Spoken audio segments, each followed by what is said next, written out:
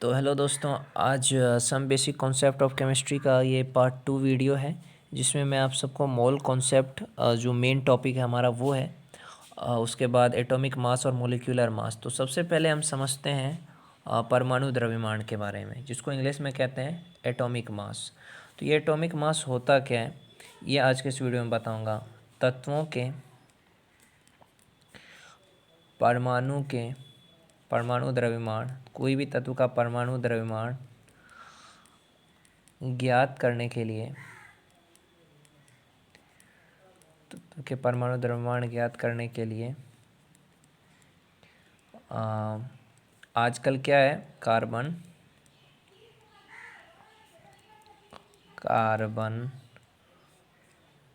परमाणु के द्रव्यमान के 12वें भाग को इकाई मान लिया गया है। इकाई मान लिया गया है। तत्वों के परमाणु द्रव्यमान ज्ञात करने के लिए आजकल कार्बन परमाणु के द्रव्यमान के 12वें भाग को इकाई मान लिया गया है। इसे हम क्या कहते हैं, परमाणु द्रव्यमान इकाई कहते हैं। तो क्या है एटॉमिक मास? किसी भी परमाणु द्रव्यमान क्या है, तत्वों के परमाणु द्रव्यमान ज्ञात करने के लिए, कोई भी तत्व का परमाणु द्रव्यमान ज्ञात करना है तो आजकल क्या है, कार्बन के परमाणु के द्रव्यमान के 12वें भाग को इकाई मान लिया गया है। इसको कहते हैं परमाणु द्रव्यमान इकाई। तो परमाणु द्रव्यमान इकाई के अनुसार परमाणु द्रव्यमान की परिभाषा इस प्रकार आप दे सकते हो कि किसी भी एक मिनट, हाँ, किसी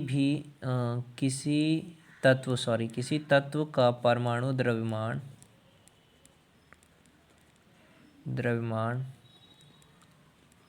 एक संख्या है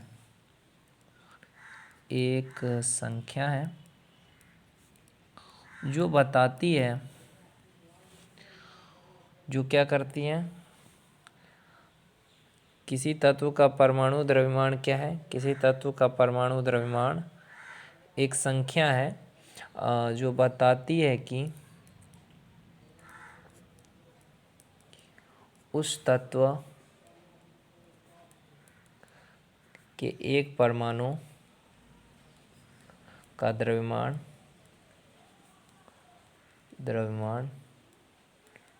कार्बन,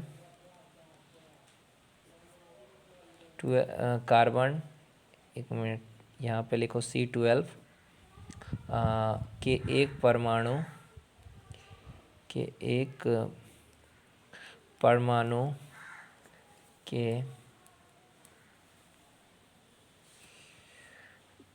के द्रव्यमान के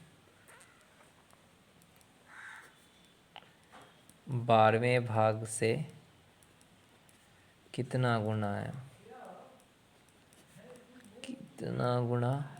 भारी है। ओके। किसी तत्व का परमाणु द्रव्यमान एक संख्या है जो बताती है कि उस तत्व के एक परमाणु का द्रव्यमान कार्बन के एक परमाणु के द्रव्यमान के 12वें भाग से कितना गुना भारी है। यानी परमाणु द्रव्यमान की बात किया जाए तो होगा तत्व के एक परमाणु का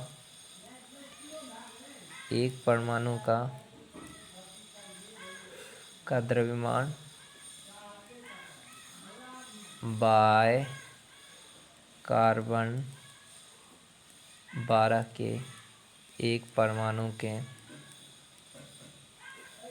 द्रव्यमान का 12वां भाग। ओके, क्लियर है कॉन्सेप्ट? परमाणु द्रव्यमान क्या है, तत्व के एक परमाणु का द्रव्यमान बटा कार्बन 12 के एक परमाणु के द्रव्यमान का 12वां भाग। एक परमाणु का द्रव्यमान कितना, 12 ग्राम।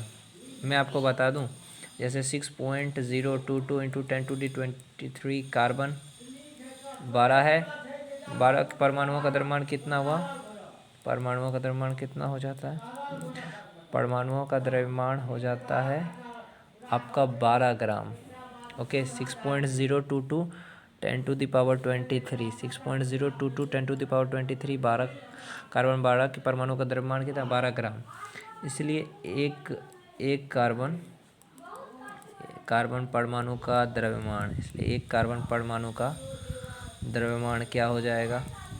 12 बाय जितना है 6.022 इंटू 10⁻23 ग्राम। तो इसलिए एक परमाणु द्रव्यमान इकाई कितना हो जाएगा? द्रव्यमान इकाई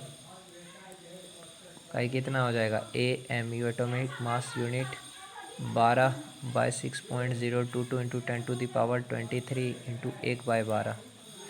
तो ये एक AMU कितना हो जाता है? एक AMU तुम्हारा हो जाता है 1.6603 इंटू 10⁻24 ग्राम। एक AMU इतना होता है। यहाँ पे मैंने निकाल के बताया तुमको, समझ आया? तो कुछ तत्व के एटॉमिक मास यूनिट जो है वो आपको याद रखना है। इसको आप चाहे तो नोट कर सकते हो, अपने नोटबुक में।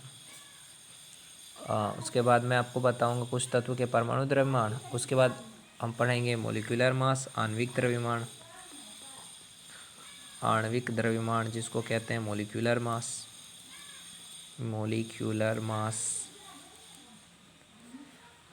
मास क्या होता है? आणविक द्रव्यमान होता है। मॉलिक्यूलर मास निकालना मैं आपको सिखाऊंगा। जैसे जल का आणविक द्रव्यमान निकालना है, H2O होता है जल का फॉर्मूला, H2O। तो कितना होता है जल का? तो 2 गुणा हाइड्रोजन का परमाणु द्रव्यमान